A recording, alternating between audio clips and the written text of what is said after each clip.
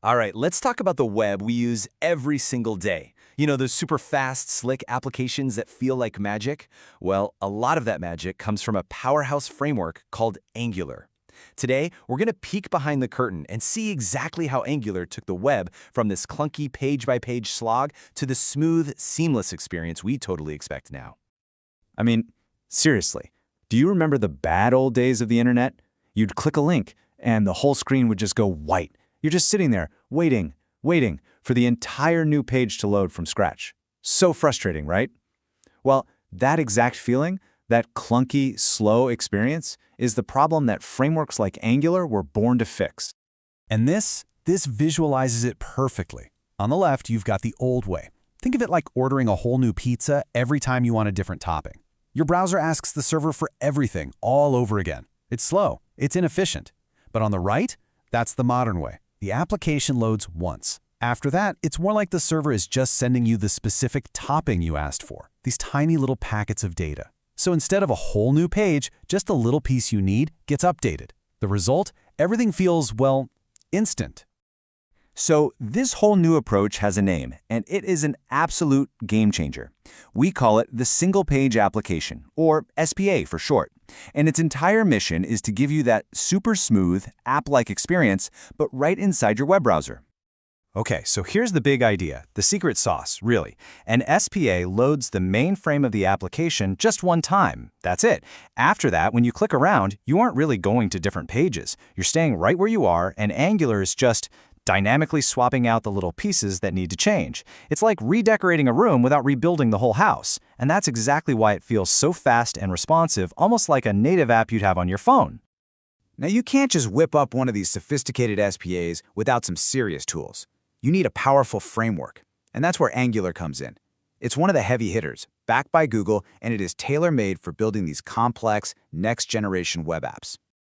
And just to put into perspective how important Angular is, in the university curriculum this whole explainer is based on, Angular isn't just a small topic. It's a full 25%, a quarter, of the entire advanced internet technology syllabus. So yeah, it's not just some popular framework, it's considered a core, foundational skill for any serious web developer out there today. So, the big question is, how does it all work? What's actually inside the Angular engine that makes all this magic happen? Well, let's pop the hood and take a look at the core building blocks. First things first, let's talk about the language. Angular is built using TypeScript. And if you've ever used JavaScript, think of TypeScript as JavaScript's very organized, very smart older sibling. It adds something called types, which is basically like putting labels on all your code.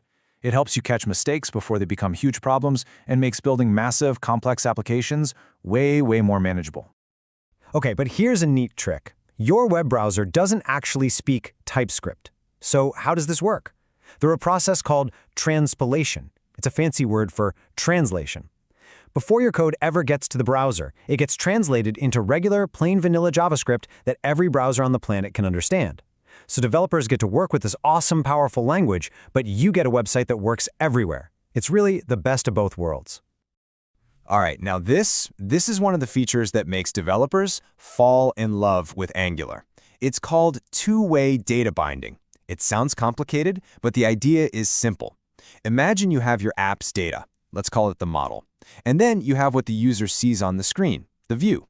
Two-way data binding creates this psychic link between them. If the data changes, the screen updates instantly, no questions asked. And if the user does something, like type their name into a box on the screen, the data updates instantly too. They are always perfectly in sync, automatically. It saves developers a ton of work. So how do you build a huge, complex app without it turning into a tangled mess? Well, Angular has a great philosophy for this. It treats everything like Lego bricks. Seriously. You've got modules, which are like the big themed Lego sets, the pirate ship or the castle.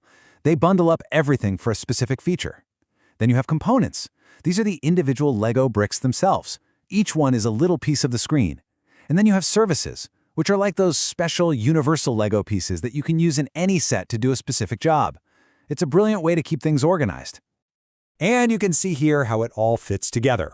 The modules are the containers that hold everything. This organized, modular structure is precisely what makes it possible to build truly massive, enterprise-scale applications without everything falling apart. Another key ingredient in the Angular recipe is something called directives. Put simply, directives are like custom superpowers for your HTML.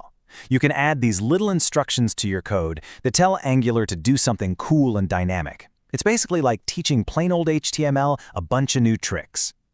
And check this out. Here's a perfect example. Remember that amazing two-way data binding we were just talking about? Well, this little piece of code, ngModel, is the directive that makes it happen. You just pop that into an input field, and you've basically told Angular, hey, whatever the user types here, link it directly to my data. It's that simple. One little instruction for one incredibly powerful feature. Okay, so we've got our Lego bricks, our components and modules. But wait a minute, if it's a single-page app, how do you actually go anywhere? How do you move between different sections? This is where Angular's router steps in to pull it all together. The way the router works is really smart. It basically just keeps an eye on the URL at the top of your browser. When you click a link that's supposed to take you to, say, the About section, the router sees the URL change, but instead of going out to the internet for a whole new page, it just says, "Ah, I know what to do," and swaps in the About component right there on the same page. It creates this perfect illusion that you're navigating a traditional website, but you get all the speed of a single-page app. So let's just take a step back and look at the whole journey. We started with a problem: slow, clunky websites that were constantly reloading. The goal was to create something better, something smooth, the modern SPA. The tool we picked for the job was Angular, and we saw how its methods, things like components and two-way data binding, are what create the amazing, modern user experiences we all love. And underpinning all of this is a really solid, time-tested design pattern called MVC, which stands for Model View Controller. It's just a smart way of organizing code. The model handles the data, the view is what you see, and the controller is the go-between. By keeping these three things separate, Angular apps stay organized, robust, and much easier to work on, even when they get really big. So there you have it. That's how Angular takes that old, frustrating experience of the web and completely transforms it into something fast, fluid, and modern. It's a powerful, organized toolkit for building the future of the web. Now that you've seen the building blocks, it kind of makes you think, right? What kind of seamless web experience would you build first?